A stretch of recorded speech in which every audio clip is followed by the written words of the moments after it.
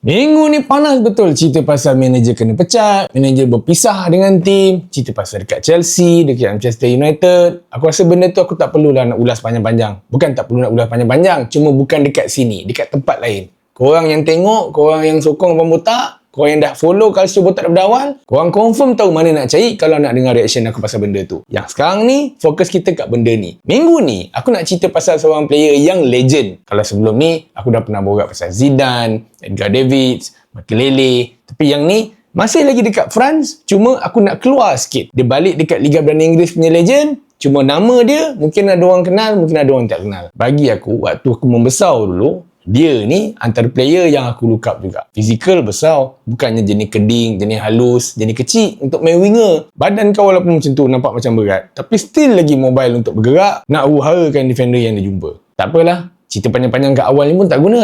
Kau tekan button subscribe yang mana belum, lepas tu kita borak pasal David Ginola.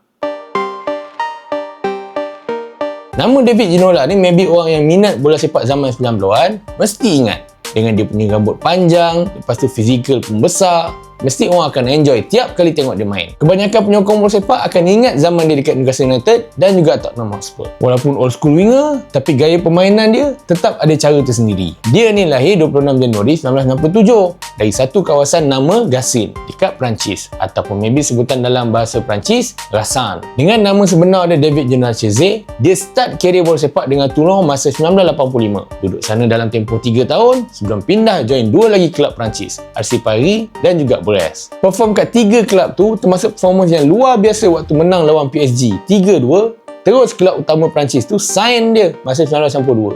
Dan daripada situ, dia mula start betul-betul bikin dia punya reputasi. Boleh kata semua trofi yang ada dekat bola sepak Perancis, dia dapat rasa. Menang Division 1 sekali, Piala Perancis 2 kali, dan Piala Liga masa musim 1994-1995. Tapi, dia ada juga beberapa isu waktu dekat PSG.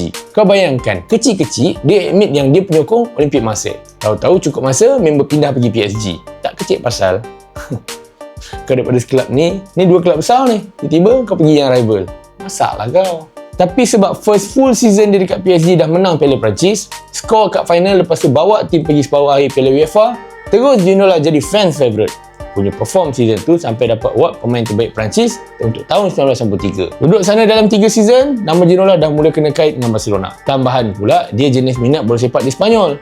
Lepas tu perform masa game Eropah lawan Barcelona dan juga Real Madrid. Sampai media dekat Spanyol bagi gelaran El Magnifico. So nampak cerita dah cantik kan? Dah macam dia nak pergi Barcelona, nak pergi Spanyol. Media dah suka.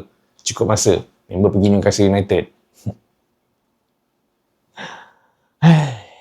Masa dia datang Newcastle, manager kelab tu Kevin Keegan yang tengah usaha nak jadi tim tu as a major power kat England. Nampaklah function sebab second season dia dekat England, Newcastle second place dalam Liga. Cuma sayang gila time tu sebab masa Januari, kira waktu half season, Newcastle leading table, siap di advantage 10 point. Macam biasa dengar kan, half season 10 point. Macam biasa jumpa lah cerita ni. Masa 1996, Bobby Robson, manager Barca time tu, memang dah serius nak tarik Ginola ni pergi ke Spanyol. Tapi Newcastle tak duduk diam. Tengok kawan tu dah gigil, terus bawa masuk transfer record Alan Shearer. Kira firepower kat Newcastle yang baru dan memang meletup. Cuma malang still kena, tetap second place dalam Liga. Sampai Keegan tinggalkan tim and ganti by Kenny Dalglish. Nak jadi cerita, bila Keegan dah belah tu and then King Kenny pun sampai, dia dah tak jadi first choice dah untuk tim. Nak dapat first level punya spot pun susah.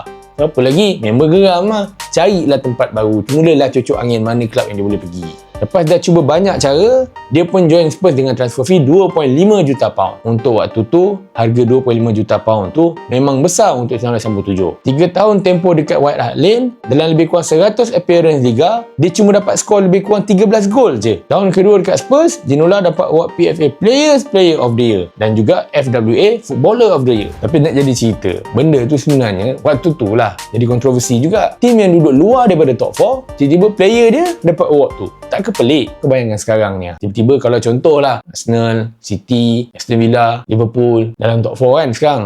Tapi tiba-tiba Bruno Fernandes menang. Tak ke pelik tu? Tak ke semua orang marah? Sepanjang duduk Spurs, satu je domestic cup dia dapat, which is League Cup masa 1999 lepas menang 1-0 lawan Leicester City. Tapi disebabkan waktu tu, Spurs pun memang dah lama tak dapat trofi, nama Ginola memang ada kat Hall of Fame Tottenham Hotspur since tahun 2008. Nak jadi lagi manis, performance dia tahun 1999 tu sampaikan legend Belanda, Johan Cruyff, describe dia as one of the best player in the world.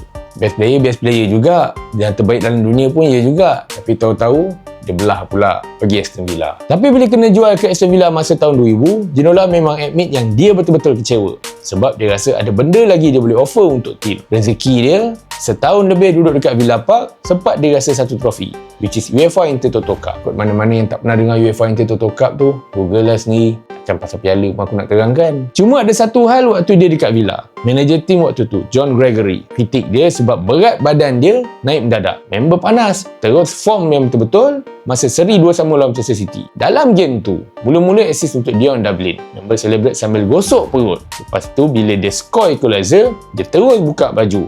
Tunjuk dia punya fizikal yang sebenarnya tak ada kena-mengena pun dengan istilah berat badan naik. Dulu kalau kau ingat, Lukaku pernah buat macam tu. Cari balik. Cari klip Lukaku, cari klip Ginola ni. Tapi bila dah jadi macam tu, kita semua dah boleh agak yang takkan lama lagi dah tempoh seorang pemain tu dekat sesuatu kelab. Tu yang belah pergi Everton. Tapi jodoh dia tak panjang. Bukan pasal kena pindah pergi kelab lain. Tapi dia main 5 game je, lepas tu dah bersara.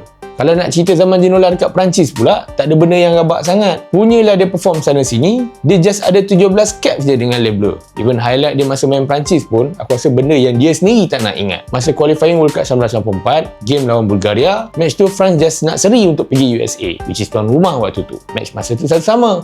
Lepas tu Ginola pun masuk, ganti Jean-Pierre Papin. Dalam satu attack, Ginola cross, Eric Cantona terlepas. Terus bagi opponent counter, score gol and Perancis pun kalah 2-1. Terus tak dapat pergi World Cup disebabkan kononnya kata dia lah punca. Dan disebabkan benda tu, media dekat Perancis semua attack dia. Sampai ada yang chop dia ni assassin of the team. Sebab tu dia pun marah, transfer pergi Newcastle. Sebenarnya yang aku cerita awal-awal tadi, random daripada Perancis tiba-tiba dia pergi ke liga lain, tiba random pergi Newcastle. Sebab benda ni lah dia marah. So dia tak nak fikir panjang, Newcastle letak offer, dia terus belah je. Sebab dia dah menyirap sangat dengan media kat Perancis tu. Tapi bagi aku, nak buat macam mana? Dan memang nampak kau punca waktu tu. Nak tak nak kena telan lah. Bola sepak kan? Beckham kena benda tu. Ramai orang kena benda tu apa? Kerennya pasal David Ginola ni. Biasa play bola sepak. Bila dah pencen, bersara, pergi jadi coach. Pergilah ambil lesen coach, jadi jurulatih untuk kelab sana, kelab sini. End up jadi manager mana-mana tim. Tapi David Ginola, lain. Member terus pergi berlakon, Mat. Berlakon dah satu hal. Berlakon filem dah satu hal. Filem tu masuk festival filem. Masa orang Perancis ni memang pelik-pelik kot. Maksud aku, yang ex-player ni lah, David Ginola, Eric Cantona pun, kalau dia cakap, kadang-kadang bukan kau faham, aku pun susah nak faham. Dia pun tak faham tak tidak apa dia cakap. Deep sangat. Okay lah, cerita pasal David Ginola ni pun tak ada panjang-panjang mana pun. Daripada tak ada, at least aku share lah sikit cerita pasal legend player ni dekat korang. Korang komen lah, mana-mana player yang korang nak. Mungkin dalam 1-2 hari ni ke, aku boleh dah sempat prep sikit, nak tengok apa-apa, nak baca sikit cerita dia. Kalau apa-apa yang aku tak tahu, pasti kita jumpa minggu depan.